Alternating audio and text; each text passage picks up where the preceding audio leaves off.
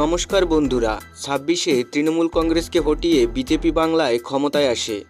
তবে তৃণমূল কংগ্রেস যে নিঃস্ব হয়ে যাবে এটা কল্পনায়ও ছিল না। বিরোধী দল হিসেবে হয়তোবা কখনো না কখনো ক্ষমতায় ফিরে আসার স্বপ্ন তৃণমূল দেখতে পারে। তবে এমনিতেই দলবদলু সুবিধাবাদী নেতাদের এপাং ওপাং ঝপাং দেওয়াতে দলটি নড়বড়ে অবস্থানে চলে গিয়েছে। তারপর আবার মরার ওপর খরার ঘা দিল বাংলাদেশি অনুপ্রবেশকারীদের বিদায়। ধারণা করা হচ্ছে ৫০ লক্ষেরও অধিক বাংলাদেশি ভোট ব্যাংক শূন্য হয়ে যাচ্ছে।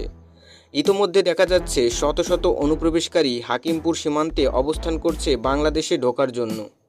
এতদিন তারা মমতা ব্যানার্জি ও তার দলের সহায়তায় বেশ আরামায়েশেই দিন যাপন করেছে, কিন্তু বিজেপি সরকার আসাতে তারা হোল্ডিং সেন্টারে যাবার আগেই তড়িঘড়ি করে নিজ দেশে ফিরতে চাইছেন।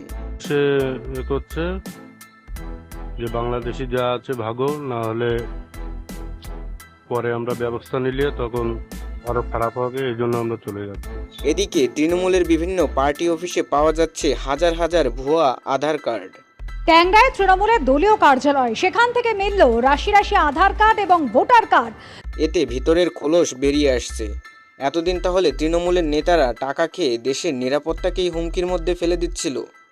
অসংখ্য সাধারণ নাগরিকেরা বলছেন এ যেন আমরা হাঁপ ছেড়ে বাঁচলাম। তৃণমূল ধীরে ধীরে বাংলাটাকে বাংলাদেশ বানিয়ে দিচ্ছিল। আমরা বিজেপি সরকার আসাতে এখন নিরাপদ বোধ করছি। বাংলার বর্তমান মুখ্যমন্ত্রী শুভেন্দু অধিকারী কঠোর সুরে বলেছেন অনুপ্রবেশকারীদের আমরা তাড়াবো। এতে তৃণমূল যে বড় বেকায়দায় পড়ল তা বলাই বাহুল্য।